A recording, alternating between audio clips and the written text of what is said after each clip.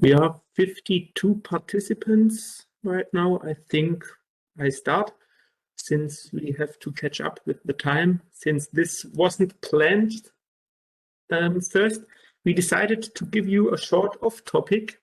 You now know something about transport models and you know what LinTim is doing. And from our side as a transport planner, we can now combine these two software programs with each other to get new lines, to get new timetables, and to evaluate them. And therefore, we have near our LinTim transport model. And you know you need a data set for LinTim. So we have to give LinTim a data set from our transport model. And then LinTim is doing the line planning, the timetabling. And afterwards, we take these results and put it as a PUT supply to our transport model. And this off topic should just take about 5 minutes. And this is the one slide I wanted to show you. And now I will show you how we deal with our interface. Therefore, we prepared a network. This looks somehow similar to the one you know from yesterday. And we want to give this network to LinTim. And therefore, we have in our transport model a procedure sequence where we can set some settings. For example, dwell time at bus stops. Here it is 20 seconds. We can set other things like cost rates or the utility of the utility function, which is evaluated later on for the model. And if I run this procedure sequence, it takes maybe 30 seconds here for this network. And afterwards, we get some files which look somehow similar to the ones you need for the dataset. Probably you have to adapt these files in LinTim again, that it is really suitable for LinTim. But you can see we export, for example, an infrastructure in a file which looks like this. You see you have the nodes with a coordination pair. You have the zones where the people are living. You have the links with some travel times and some internal volume if you want to include something. You can see what modes are available on such a link. And you can see from which node to which other node the link is running. And with things like that, also the stop points with some settings. Here, for example, the dwell time of 20 seconds with some information about our vehicle units and a demand, we can go to LinTim and create a new line plan and a new timetable for this line plan. And yeah, we take this line plan, you know hopefully now how it is developed, and we take it. For example, we call it like that. And inside there, we have, for example, a file like this, where we can see when a line arrives at a several bus stop and when it departs. And with this information, we can use another procedure sequence to transform these steps back to our travel demand model. I do so in the next step. You see right now it is empty. In the next steps, I call the timetable file from LinTim. And if I run this procedure sequence, this also takes some seconds. Oh,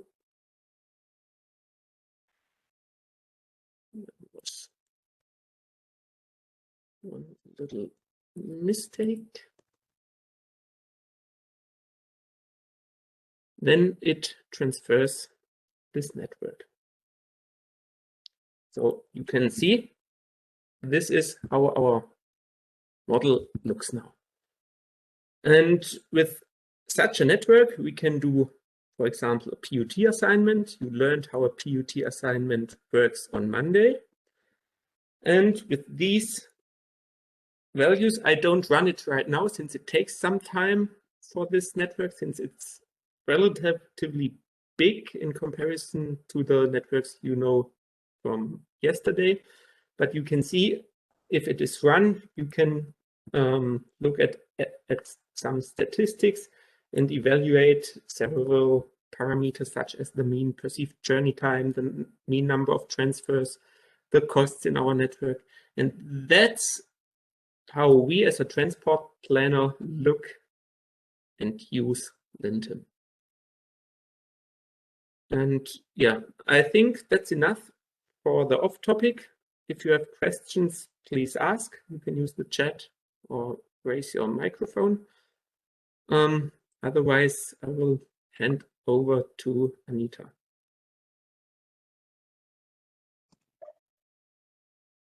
We can just wait if any questions arise, if you like.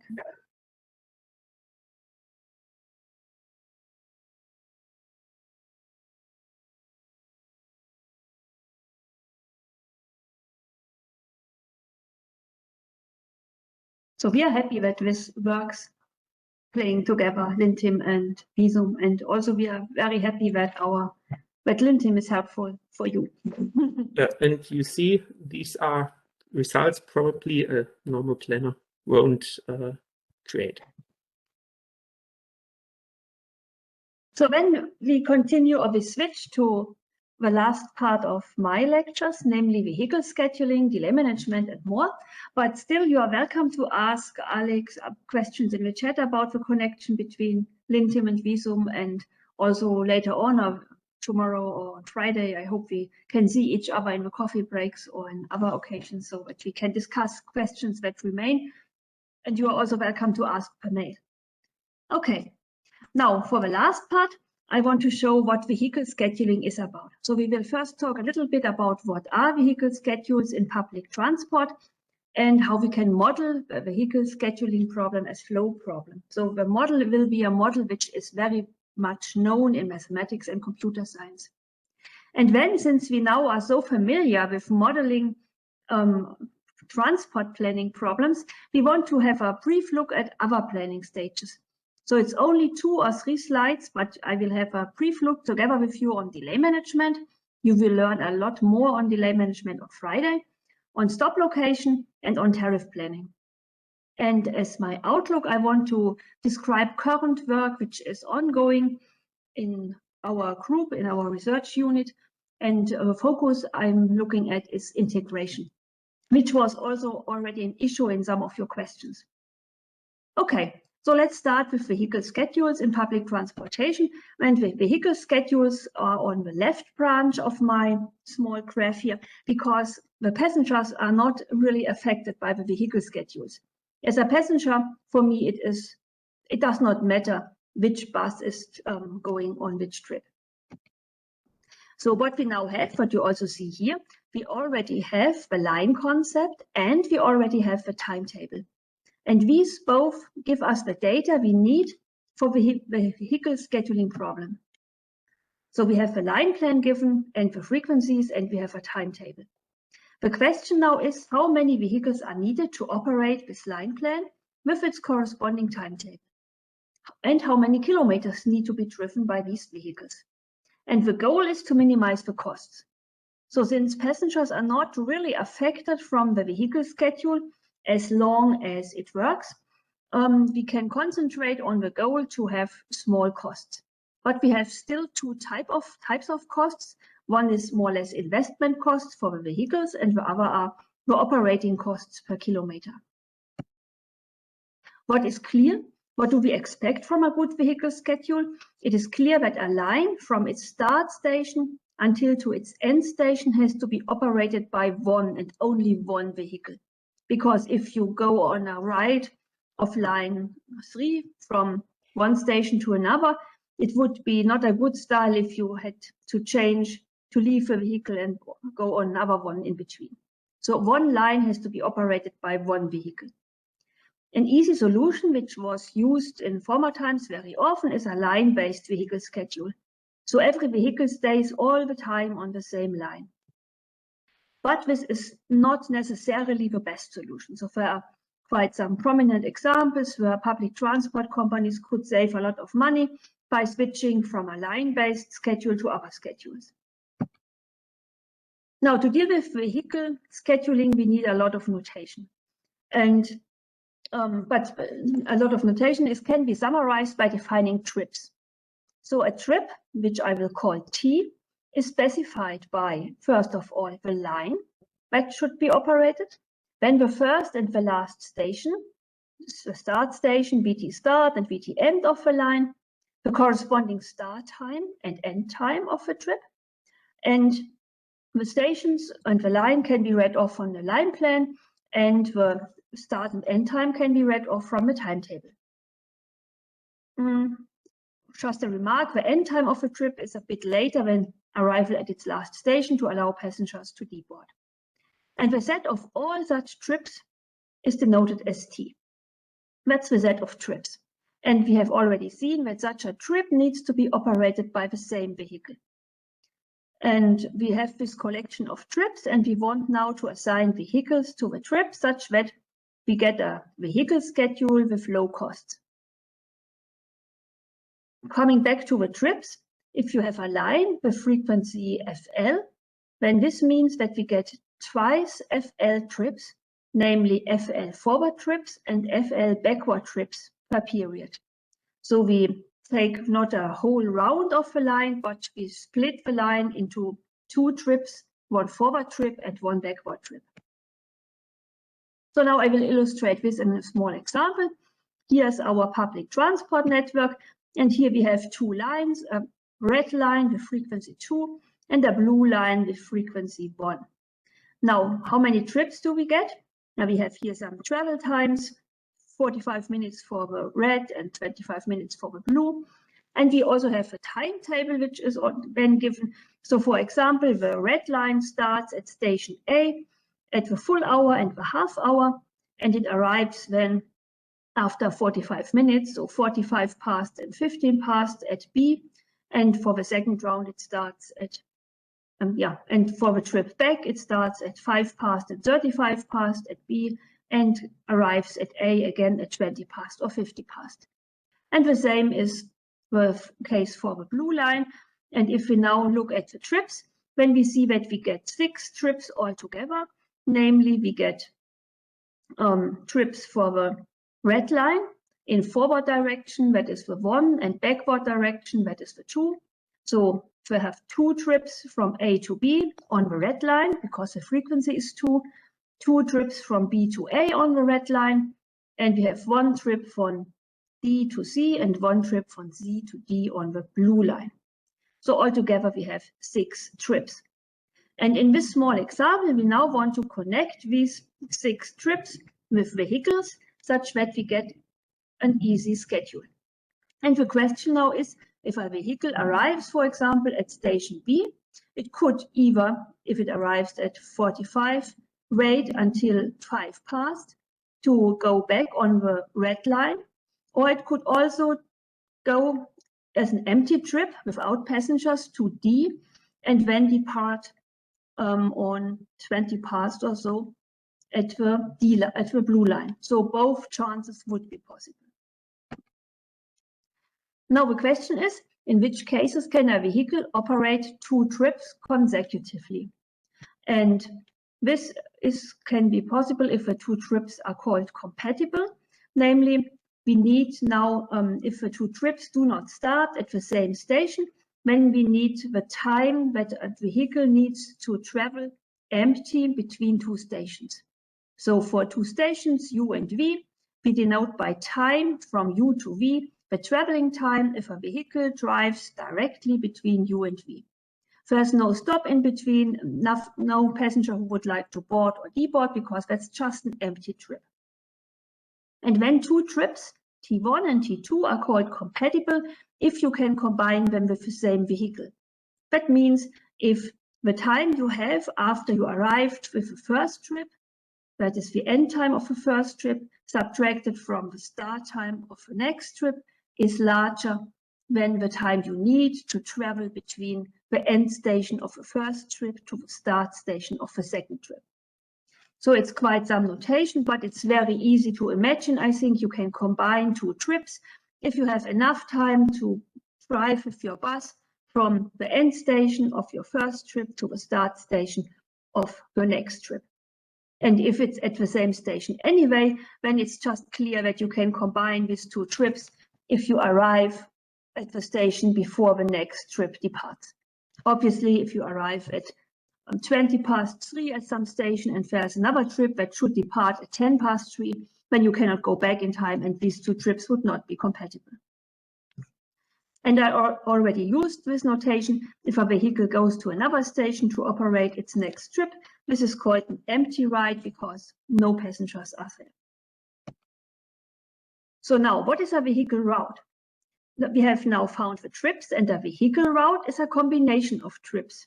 So a vehicle route is specified by its sequence of trips. So the route is R, and here in the brackets you see the trips that are combined. And this is then a vehicle route, and it is feasible if you can combine the trips. So if the trip and the next trip, Ti and Ti plus 1, are compatible. And finally, a vehicle schedule is then a combination of vehicle routes.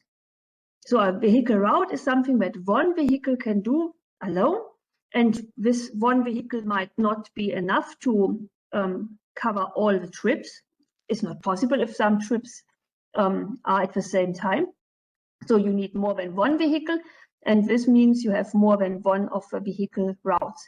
And if you add all these vehicle routes together, then we get a vehicle schedule. So a vehicle schedule is a set of feasible vehicle routes, and the schedule itself is feasible if the routes are feasible, that is by definition anyway, and if each trip is contained in at least one route.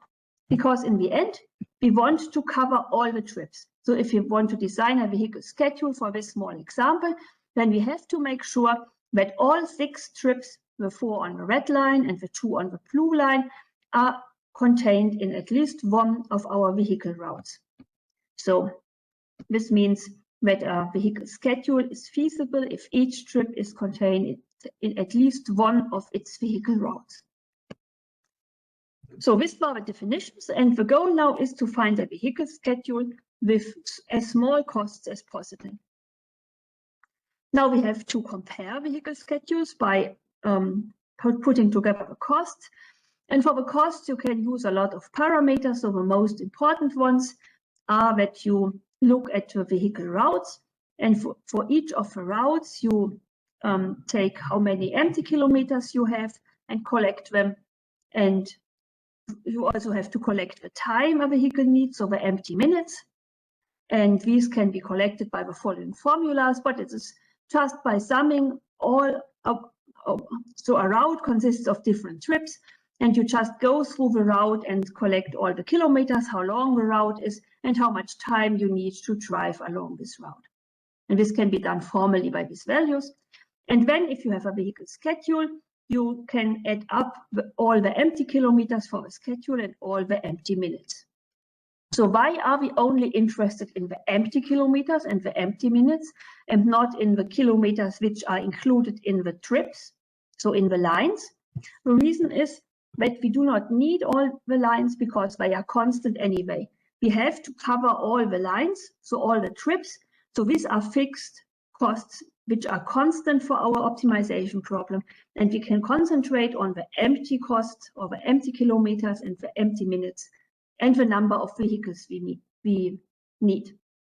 And if we have collected these empty kilometers and the empty minutes and the number of vehicles, so the number of vehicles we need is the number of routes we have in our vehicle schedule, then we can just multiply the number of vehicles with the costs per vehicle and get then the costs for all the vehicles.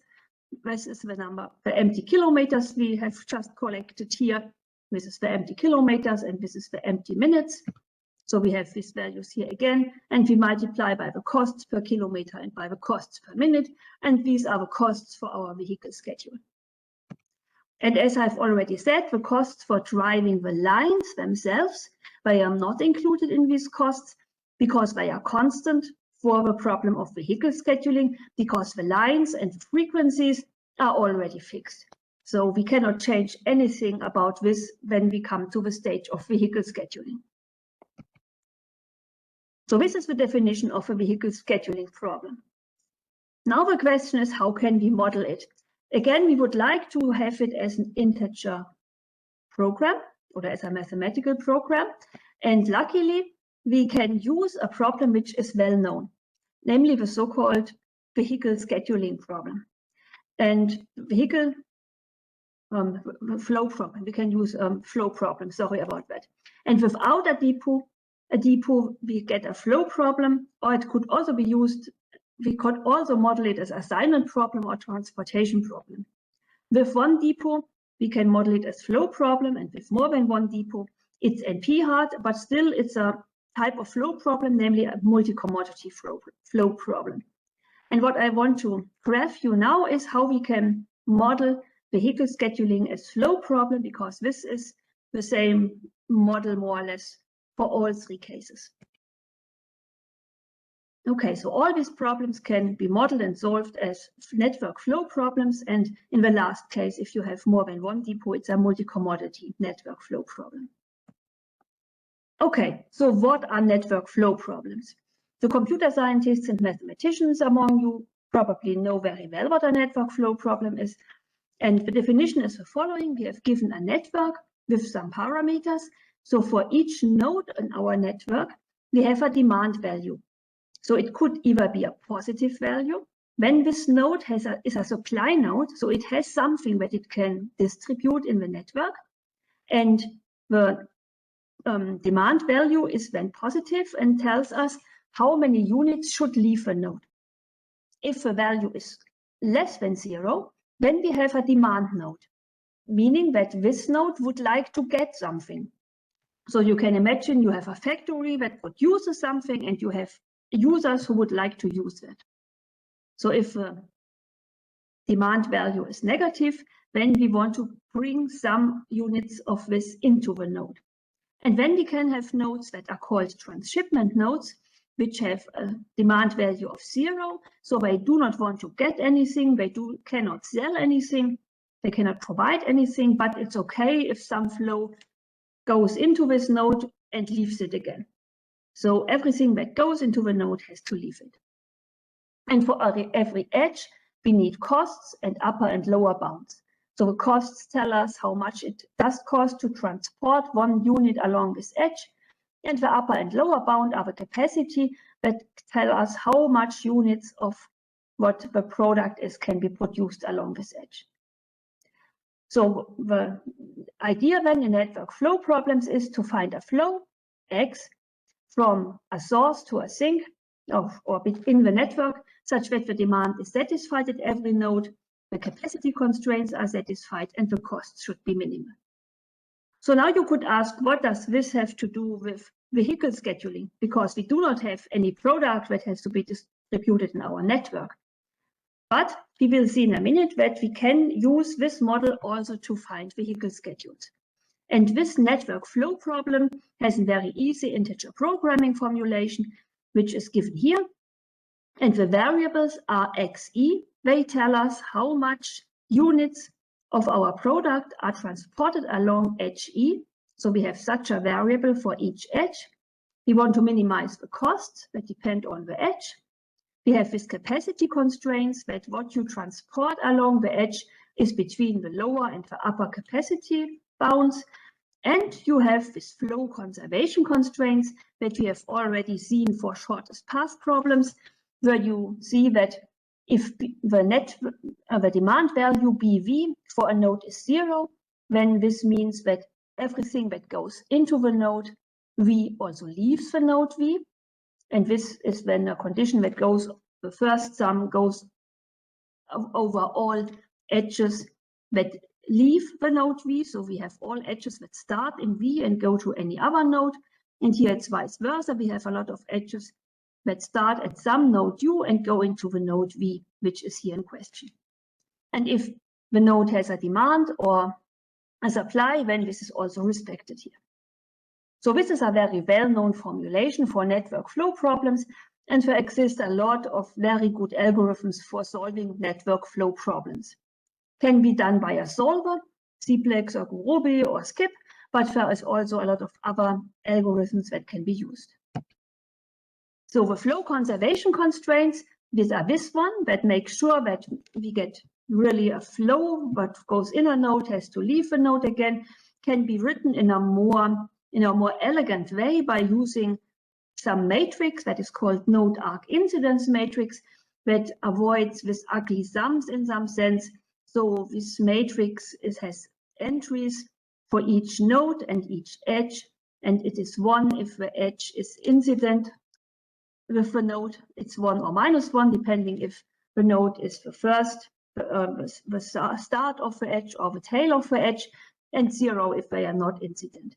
And if you look carefully at these sums here, you can see that you can replace this by just writing a matrix equation AX is equal to B.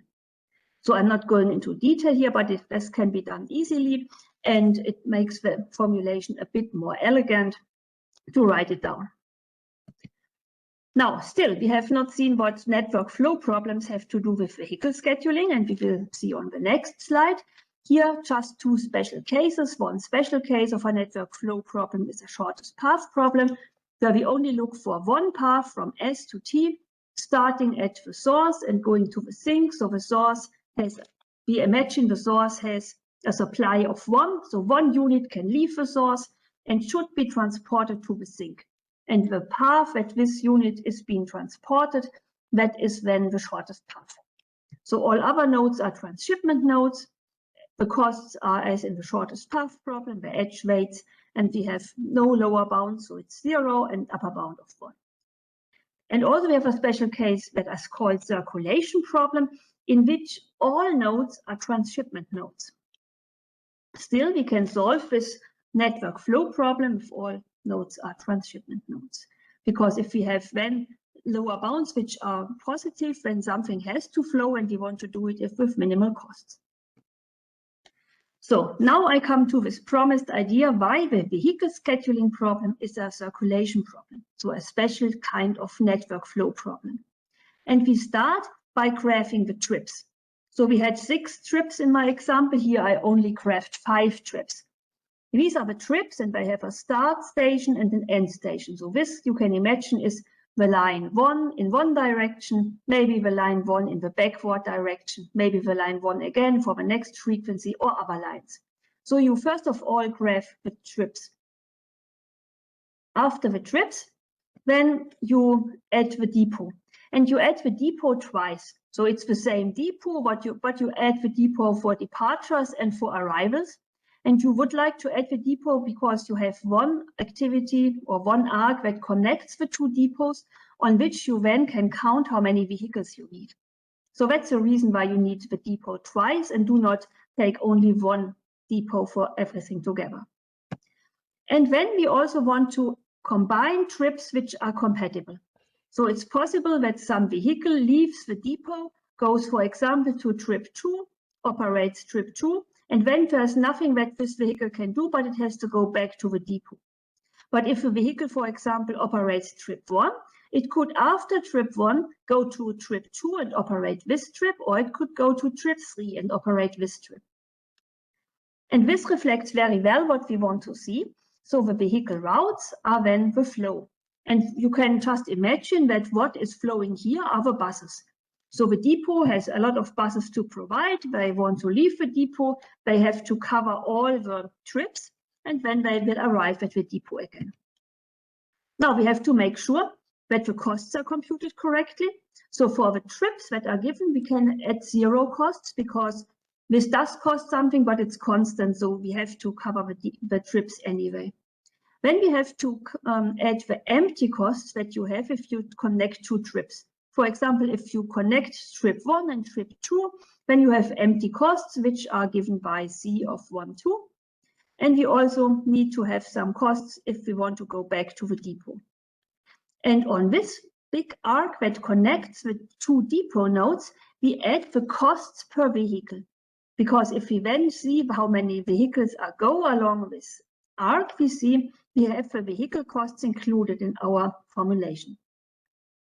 Now still, as long as we do not have any demand, the best solution would be not to run any bus, because running buses would only cost something. And there's no need to distribute something because we have said that it's a circulation problem. We have no supply and no demand. But what we now do is we take some upper and lower bounds. So in most cases, we do not need these bounds, or they can be set to 0 and infinity, but we add a 1 on all the trips. This forces us that at least one vehicle, one bus or train, has to drive along this trip. And this makes sure that all the trips are really operated. And then we have an upper bound here if we have a restricted number of vehicles. So if we do not want to buy more than 100 vehicles or so, we can add an upper bound here. And with these settings, we can model the vehicle scheduling problem as such a special network flow problem and use all the algorithms which exist for this problem in the literature. And if you only have one depot, it is in fact even polynomially solvable. So it's a good way to use that. And it is also not only in research anymore, but in most tools for public transport planning, vehicle scheduling is included. So here's the construction I've shown you with written down formally. And once again, it's not necessary to go through that again. And the theorem is that a flow in the network represents a feasible vehicle schedule if there's no or one depot. The costs of the flow equal the costs of the vehicle schedule. And the number of vehicles that we use may be bounded by adding an upper bound on the backward arc that we have already seen here. If we add an upper bound here on this backward arc, we can restrict the number of vehicles we would like to buy. And this means we can formulate the vehicle scheduling as integer program. So the variables are then our flow variables telling us how many buses or trains are operated along all of our edges in this network, HE. We have this flow conservation constraint and the capacity constraints, which are needed to force us to have buses that run at all. And as I've said, this problem is solvable in polynomial time. If you have more than one depot, then you can use the same model. You add just several depots to the network. So after the end of a trip, you can decide to which depot your train or bus should go. If vehicles should go back to the depot they came from, then we have a multi-commodity flow problem in which several flows use the same network infrastructure. And unfortunately, this type of problem is again NP hard, so it's not so easy to solve. And the solution approach is to generate potential vehicle routes similar to a line pool and combine them to a vehicle schedule by column generation. And if you want to read more about this very nice models for vehicle scheduling, then I recommend an article by Stefan Bunte and Natalia Cleaver. It's already from 2009, so it's some years old, but the models are still more or less have stayed the same during this time. There are a lot of extensions and integrations, but the basic models are still useful to know. So this is what I wanted to say about vehicle scheduling. And now I have 2 or 3 slides to some more of the problem. Since we are now so familiar with modeling with integer variables, I just want to give you a few hints how this can be done for other problems. And we want to have a look at delay management, which is with disposition in below, at tariff planning, that would be a problem here, and stop location. So let's start with delay management. This is this disposition node. So disposition does mean more than only delay management. You also have to do rescheduling of crews and replanning of lines, if a street is blocked. So disposition can include a lot of aspects, but one of the aspects is that you have delays and you are sitting in the disposition center of German Railway. That is a picture of the disposition center in Hanover, where people look at the monitors and see which delay a train has. And they can say, oh, today the train should go to platform 3 instead of platform 2. And they also can say, oh, this train should wait for another delayed train, or it should depart on time. And this is also the specific question I just want to discuss with you in the next 2 slides.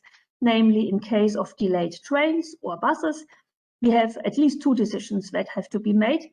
Should we wait for transferring passengers or depart on time? I think everybody of you who used a train has thought this question to him or herself. Oh, I'm late, will I get my connection or not? And then the question, which train can go first if 2 trains would like to use the same track? This is again going back to the headway constraints. And I could give a complete lecture on delay management. I only have 2 slides here and want to show you how we can model this as integer program. We have these 2 decisions, namely wait or depart, and which train should go first. And such decisions are again Boolean decisions, so you will guess it, we can use binary variables. We need not only binary variables, but we need the timetable for event I, and not the planned timetable, but the disposition timetable. So if you have delays, things are delayed, so the trains do not depart at the planned time, but another time. And this time where trains depart really should be collected in the variables x. So xi is the disposition time for event I. And then we have these binary decisions, set A, which is 1 or 0. It is 1 if the transfer activity is maintained, meaning that the train of this activity waits for the delayed feeder train, and it is 0 otherwise. And we also have such a variable which I called eta here, eta ij, which is selecting or fixing the order in which the trains can go. So in case of delays, it might sense. It often happens that 2 trains would like to use the depart at the same time, which is not allowed because you have headway constraints and there has to be some fixed headways between them. So eta ij is 1 if a train I goes before train j and 0 otherwise. And the objective would be to minimize the sum of delays over all passengers. Oops. No. The sum of delays over all passengers. Oh no, I got confused here. You want to see everything twice, I think.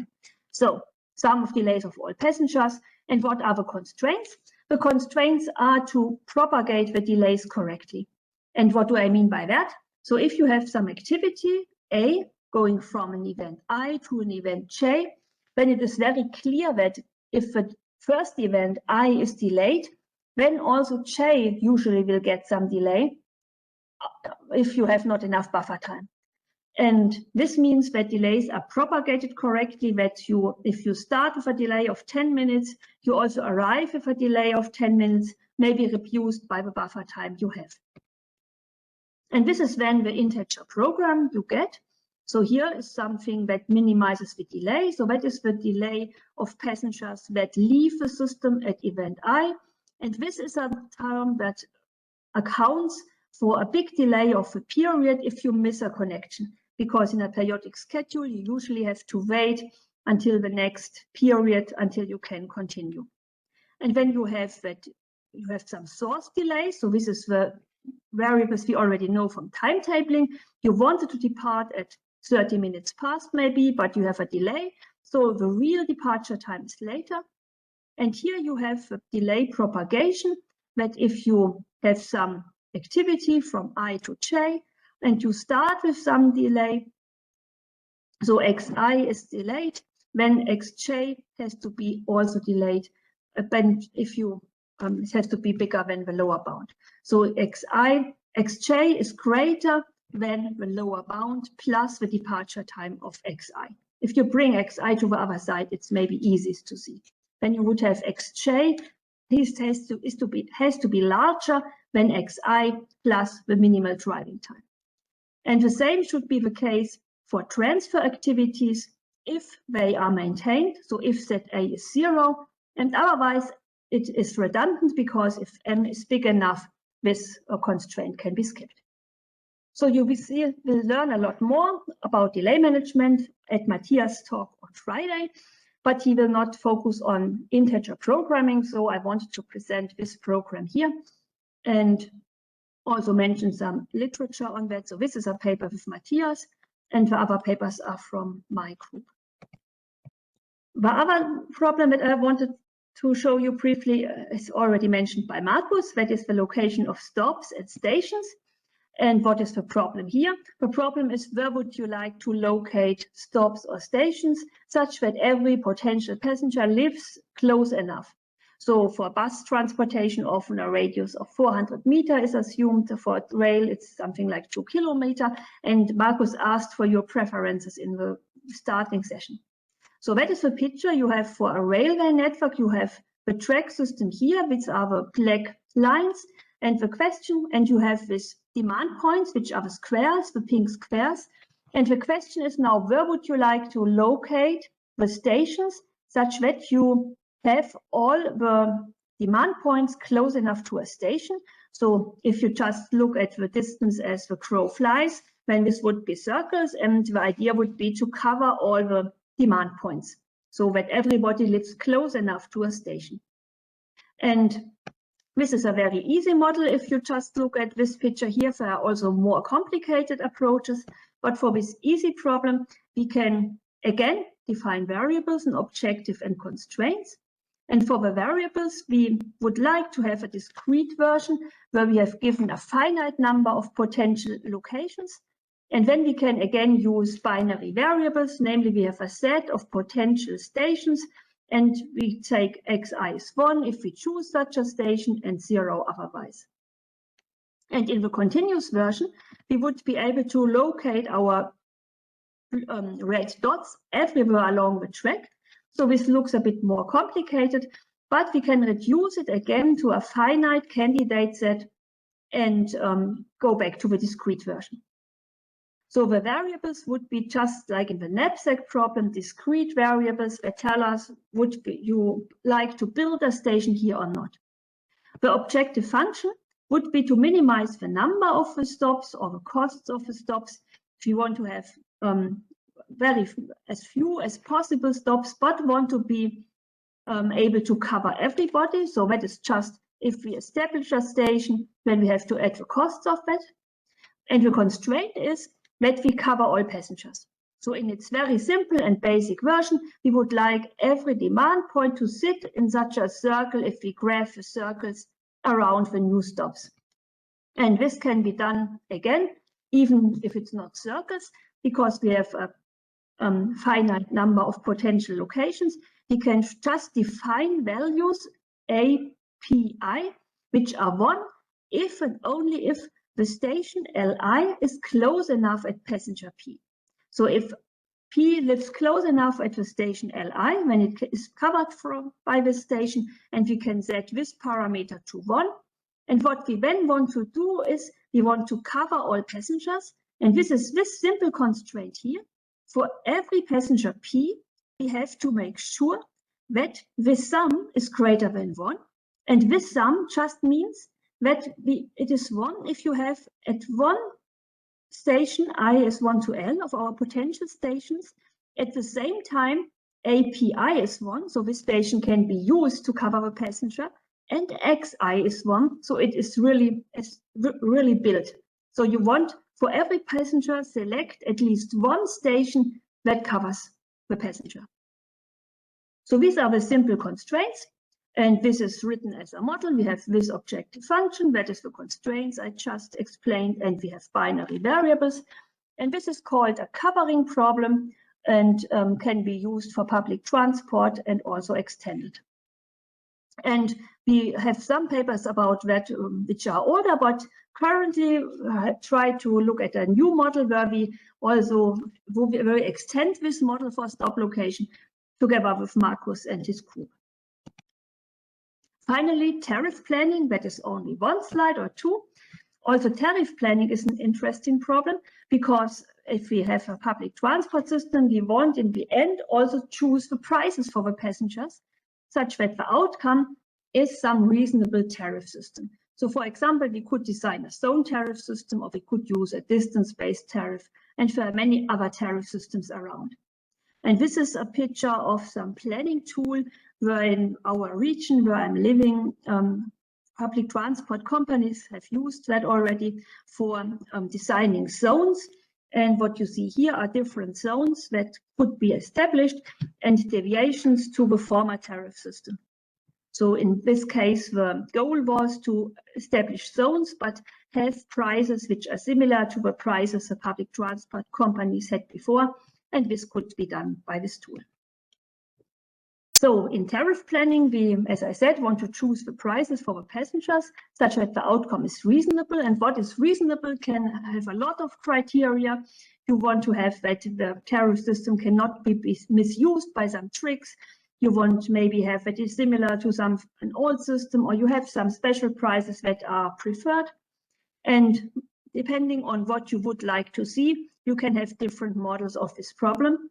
And I worked on that quite a long time ago, but now we started together within a European project, together with Rena, who is also here, and already she published some nice things about modeling tariff systems. But it is one of the problems where it's in the beginning not clear at all what variables you need. And finally, I want to talk 2 minutes or so about integration, because integration is the main focus of our research unit. And we did a lot of work on doing line planning, timetabling, and vehicle scheduling together in one big optimization problem that can often only be solved heuristically then. But it would be nice if we could solve that or regard that as one optimization problem and not as a step of separate problems, because it can easily happen that you have a line concept which will maybe have no timetable at all because it makes the thing infeasible for timetabling, or you have a line concept that will result in a bad timetable or a costly vehicle schedule. So it is often better to look at this as a whole problem and not as a single problem separately. And to integrate the planning stages, we have different ideas on how we can do that.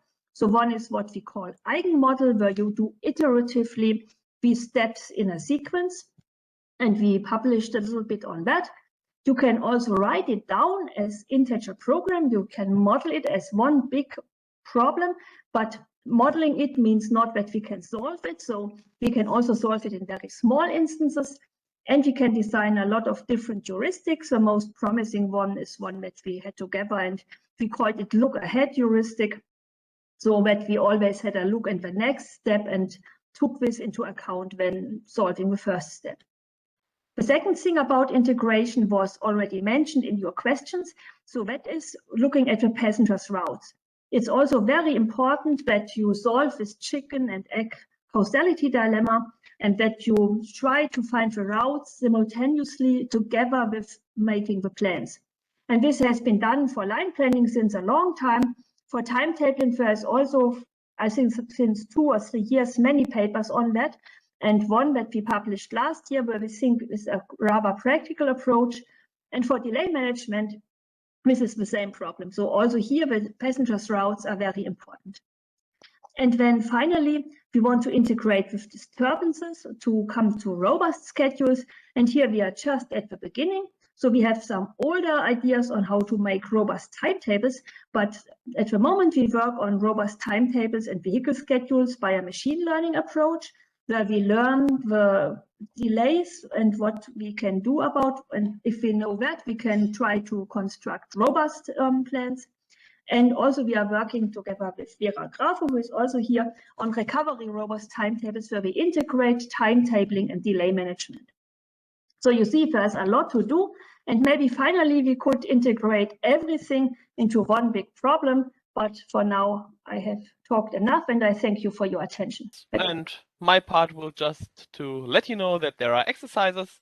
Maybe a little bit for it because you probably will not get to do the whole exercise. Maybe you want to decide with your group if you prefer starting with exercise 1, the vehicle scheduling, or with exercise 4, the delay management.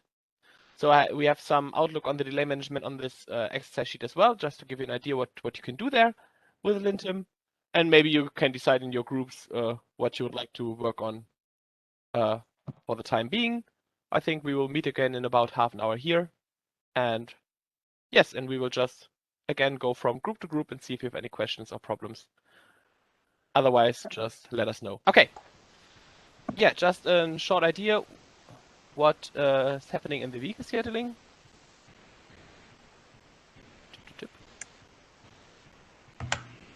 So here we are. Yeah, the first one is the LinTim vehicle. I think that's not that important because we can easily compare it with the values from exercise 2. So we'll just skip that and look at one table here. And just to give you an overview how this looks like, so at least for my case, the LinTim vehicle schedule needed 29 vehicles, and our default vehicle costs are mainly dominated by the number of vehicles that you can see here. Set the depot index to -1, so that's just the case for no depot, which needs its empty cost of 4,300 something. And then you can play around with the depot, set it at different places. And the cheapest thing, what would be at least for me, it's intuitive when you look at the plan. It's right in the middle at stop 13, which is just the middle of the grid. There you get the cheapest result for optimizing with a grid, with a depot. The benefit of integration, that is also a very short table, just for you to see. It's really, even for small instances, better to integrate. So if you solve the integrated problem, you only need 2 vehicles. If you solve it sequentially, so one step after another, you need 3 vehicles in the end, leading to higher costs. Yeah, and the last thing, so the delay management, again, just to show you that we can do that and how you would call something like that. Just to let you know, I already discussed it a second ago, and I didn't think about that. This result, of course, is dependent on which delays you generated. So all of you who did that created random delays. Depending on the delay, these numbers will be different. What should never happen is that the priority objective function, so objective DM2 for priority, is smaller than the objective function for DM2 because DM2 optimizes the objective of DM2. So this should be the optimal solution, and priority should always be higher. And I see it right here. So priority says we need to keep all connections and we cannot change any headways. So we get zeros here and get 161 events delayed. And if we allow letting passengers stay at stations and not wait for them and allow changing the train order, we can, in this case, reduce the delay by around 35%, which is quite nice and sees exactly the benefit of having some kind of delay management instead of just leaving everything as it is. And you can play around with it a little bit more with other strategies. There are waiting time strategies in LinTim as well, so there are many different things that you can do here. Yeah, with that were the main ideas for the vehicle scheduling and beyond exercise. I want to thank you very much for your attention and working with us today. I think you did quite nice and experimented a little bit with LinTim, and we hope that this would happen, and I'm very glad that it worked. If you're interested in LinTim, I have not prepared that yet. Let me have a look here. You can have a look at lintim.net, where you find all information regarding LinTim. I just talked today with our admins because yesterday when I checked, the website was broken, but it's now fixed again. And you can check it out there. You can download the open source version if you'd like. Find some information. Of course, like I just discussed, you already have many information there. You already have our current development version in the virtual machines. You can, of course, just further work with that. But if you want to work with LinTim in the long run, yeah, download it yourself. Get in contact with us if you like. We're always happy to hear from people who would like to use it. I think that's more or less it. remember that today at 6:30 Middle European summertime, so UTC +2, there will be the quiz night. And that's too bad. At least currently it works for me, as you see on the share screen. Yeah, again, this quiz night tonight, and otherwise we will see each other tomorrow at 9 o'clock again.